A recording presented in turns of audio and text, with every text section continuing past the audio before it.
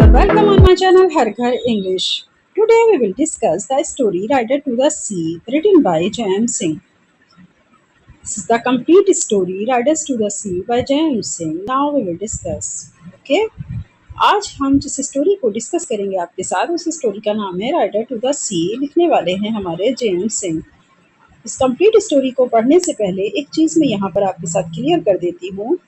आप सभी स्टूडेंट्स हमारे इस चैनल हर घर इंग्लिश पर अगर प्रिपरेशन कर रहे हैं यहाँ से, तो ये भी जान लीजिए कि आप हमारे साथ नोट्स भी प्रिपेयर कर सकते हैं। और अगर किसी स्टूडेंट्स को किसी टॉपिक के ऊपर वो चाहता है कि हम वीडियोस अपलोड करें, तो हमें हमारे डीएम में वो ज़रूर कमेंट्स लिख करके दें। हम उसी टॉपिक के ऊपर कोशिश करते हुए आपके लिए वो वीडियो अपलोड कर देंगे। ठीक है, तो आप हमें ज़रूर बताइएगा कि आप किस टॉपिक के ऊपर चाहते हैं कि हम वीडियोस अपलोड करें।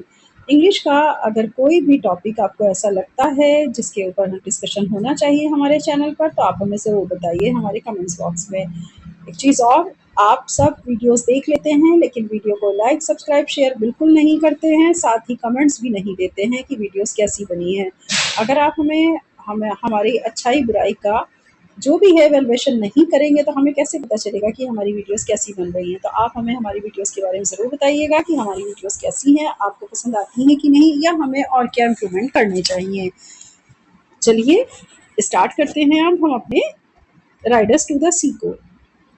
ये पिक जो मैंने यहाँ पर ऐड की है उसका असली जो सिंबल है वो यही है मेरे पर्सपेक्टिव में, कि आप इसको समझें और ये भी जानें कि आज हम जिस स्टोरी का डिस्कशन करने वाले हैं उसमें राइडर और सी का दोनों के बीच की कहानी है। अब देखते हैं हम अपने riders to the sea is a one act tragic play written by the Irish dramatist J.M. Singh. It was first performed in 1904. Riders to the sea एक वन एक्ट ट्रेजिक प्ले था। लिखने वाले हैं आयरिश ड्रामेटिस्ट J.M. सिंह और इनका पहला performance हुआ था इस ड्रामे पर 1904 में, यानी 1904 में। The play portrays the harsh life of the islanders living on the Aran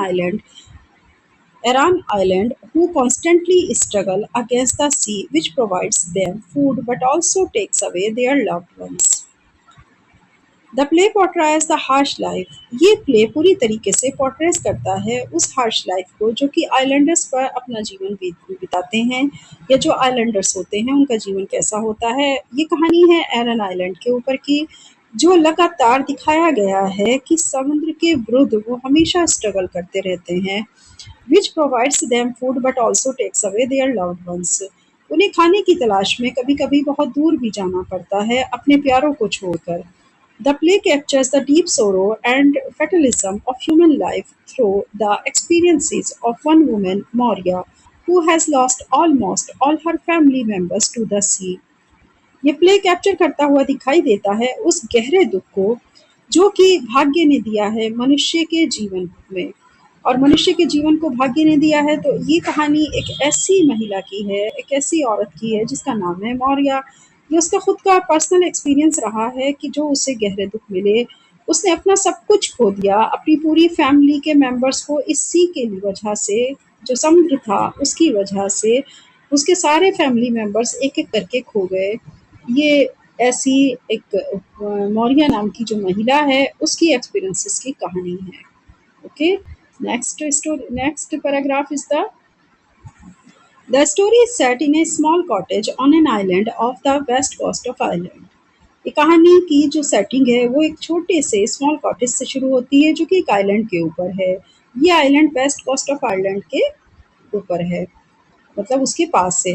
the play opens with Nora and Cathleen, Maurya's daughters. उसकी दो बेटियां हैं। जहाँ पर प्ले खुलता है तो वहाँ पर उसकी दो बेटियां हैं, जिनमें से एक का नाम है नोरा और दूसरी कैथलीन, मौरियाज की बेटी हैं। And talking separately. दिखाया जाता है कि जैसे ही मतलब जो है वो कर्टन ओपन होता है तो उस प्ले के ओपन होने में दिखाया जाता है कि नोरा और कैथलीन आपस में गुपचुप तरीके से बात कर रही हैं।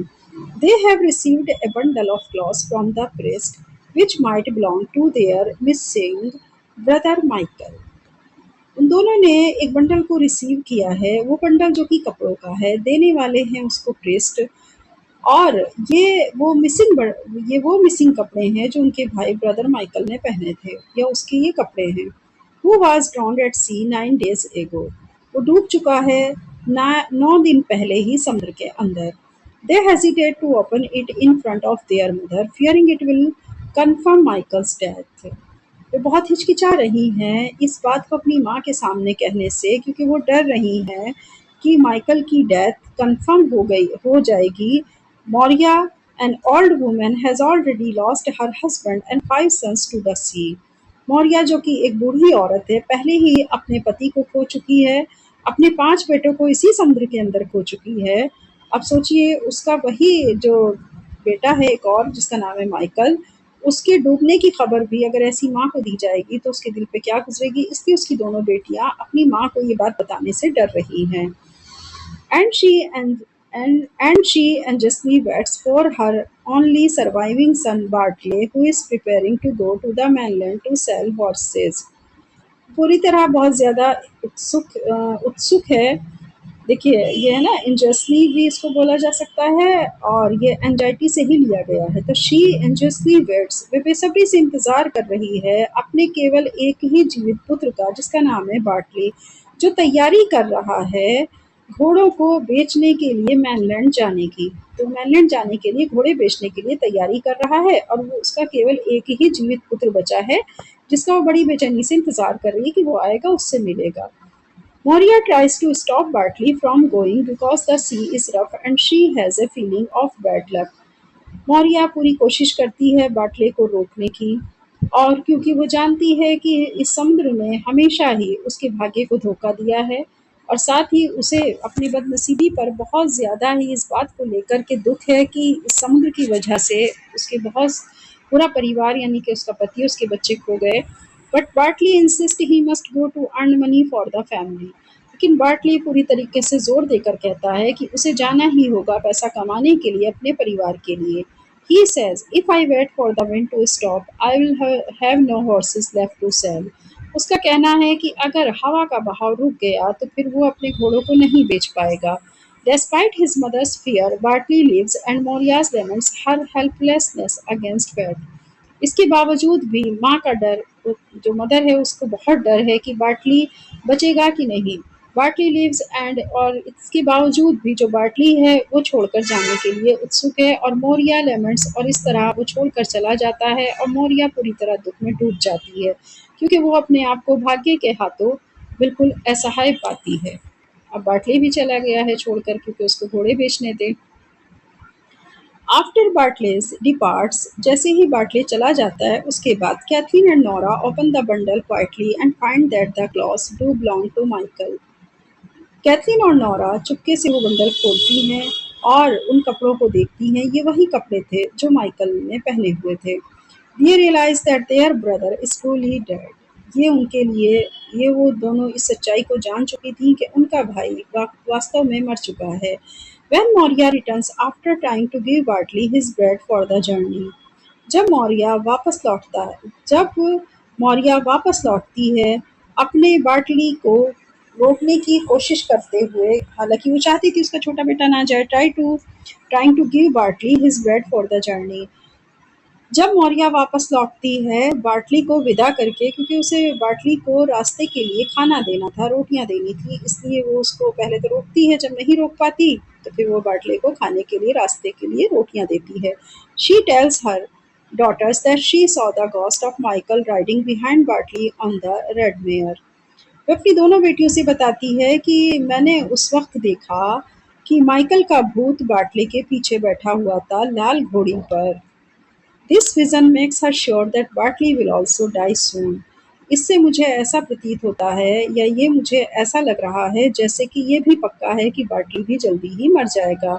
ऐसा उस मौर्या जो लेडी है उसका कहना है। उसने ये बात आते ही अपनी बेटियों को बताई कि जब मैं बार्टले को खाना दे करके वापस लौट रही थी तो मैंने देखा कि, वो अपनी बेटियों को बता रही है कि माइकल का जो घोस्ट था वो बार्टले के पीछे बैठा हुआ था उसकी रेड घोड़ी के ऊपर, और मुझे, मेरा ऐसा विज़न है कि हो ना हो बार्टली भी बहुत जल्दी मर जाएगा।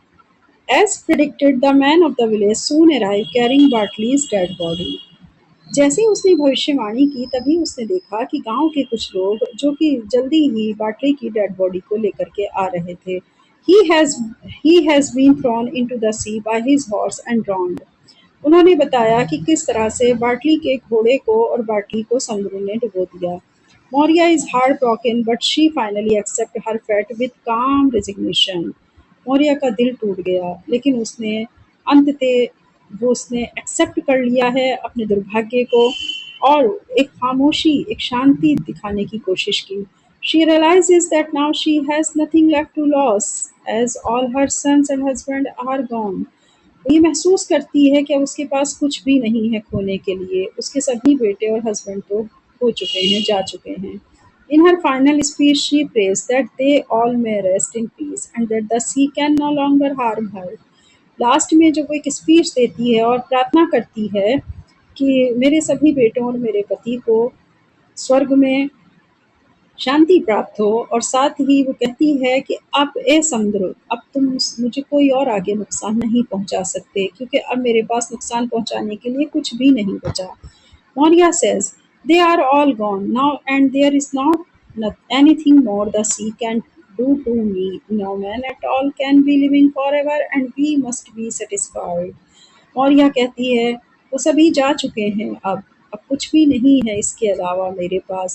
है समुद्र, अब तुम क्या करोगे मेरे साथ? क्या कर सकते हो तुम मेरे साथ? अब मुझे कोई नुकसान नहीं पहुँचा सकते, क्योंकि अब तो मेरे पास कोई भी जीवित बचा ही नहीं है। तुमने सबको तो मार दिया है। कहने का मतलब मौर्य का ये है कि सब कुछ तो चला गया, बेटे चले गए, पति चला गया, तो अब तुम मेरा क्या नुकसान करोगे? और अब मुझे सेटिस्फाइड हो जाना चाहिए। The play ends with Moria sprinkling holy water on Bartley's body, accepted death as an inevitable part of life. इस ड्रामे का ये अंत, जहाँ पर मोरिया पवित्र पानी छिड़कती है बाटली की डेड बॉडी के ऊपर और वो एक्सेप्ट कर लेती है उसकी मृत्यु को, कि ये और अपने भाग्य को भी, कि ये उसके जीवन का एक भाग है कि इनकी मृत्यु को वो एक्सेप्ट करे, जो उसके अपने चहीते यानी कि उसके बेटे, उसके पति की हुई है। Conclusion. Riders to the Sea is a powerful tragedy that expresses the helplessness of human beings against the uncontrollable forces of nature.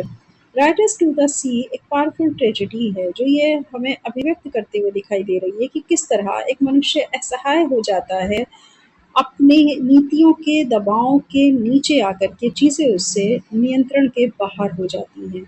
समझ में आया? यानी इंसान अपने भाग्य से किस प्रकार से हार जाता है। तो ये बात हमें इस प्ले के माध्यम से दिखाई दे रही है।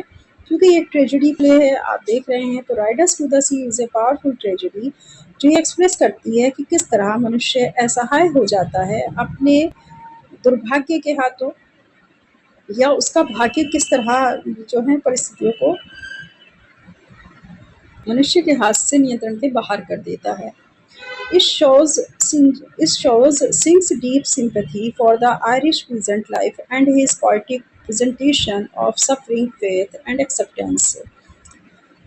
ये दिखाता है सिंह की डीप सिंपैथी को कि किस तरह आयरिश के रहने वाले लोग जो कि बहुत ज़्यादा खुशी आनंद रूप में जीवन बिताते हैं, उनका पोएटिक प्रेजेंटेशन भी है, लेकिन वो कितना सफरिंग है, कितना दुखों से भरा है, कितना फेथ है उन्हें अपने भाग्य के ऊपर, साथ ही वो अपने भाग्य के लिखे को एक्सेप्ट भी करते हैं। Through Moria's grief, the play becomes a universal story of human endurance and resignation in the face of destiny. Mauryas के दुख के माध्यम से प्ले ने पूरी तरह दिखाने की कोशिश करी है यूनिवर्सल स्टोरी को ह्यूमन बीइंग के, जो हमारी मनुष्य जाति है, मानव जाति है, किस तरीके से अपने दुर्भाग्य को फेस करते हुए फिर अंत में उससे ही संतुष्ट हो जाती है या उसे रिजिग्नेशन दे देती है, उससे मुक्ति पा लेती है। ये कहानी थी आपकी राइडर्स टू द सी की। आई थिंक, मैं समझती हूँ कि आपको बहुत अच्छे समझ में आ गया होगा।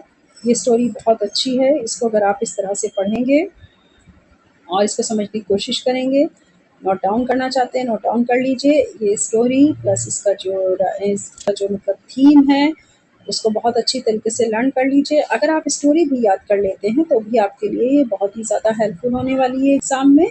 आप स्टोरी को अच्छे से पढ़ लीजिए, एक बार स्टोरी समझ में आ जाएगी तो आप खुद से भी क्वेश्चंस को बना करके लिख सकते हैं। ठीक है स्टूडेंट्स, इसी के साथ अब हम यही कहेंगे कि आप अच्छी तरीके से और बी केयरफुल होकर के आप अपने एग्ज़ाम की प्रिपरेशन करिए। अगर आप चाहते हैं कि हमसे किसी तरह की कोई हेल्प लेना चाहते हैं, तो आप प्लीज़ हमें कमेंट्स बॉक्स में लिख कर के बताएँ। हम ज़रूर कोशिश करेंगे आपकी पूरी तरह हेल्प करने की, या अगर आप चाहते हैं किसी क्वेश्चन के ऊपर कोई वीडियोज़ बनाएँ, तो भी आप हमें वो क्वेश्चन लिख कर के सेंड कर सकते हैं कमेंट्स बॉक्स में। हम कोशिश करेंगे पूरी तरीके से कि आपको उस क्वेश्चन का आंसर लिख कर के देंगे। ओके?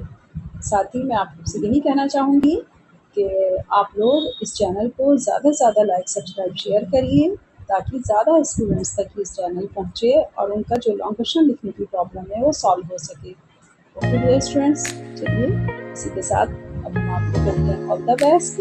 नेक्स्ट वीडियो में फिर मिलेंगे किचन के कंटेंट के साथ, किचन के टॉपिक के साथ। All the best, bye bye.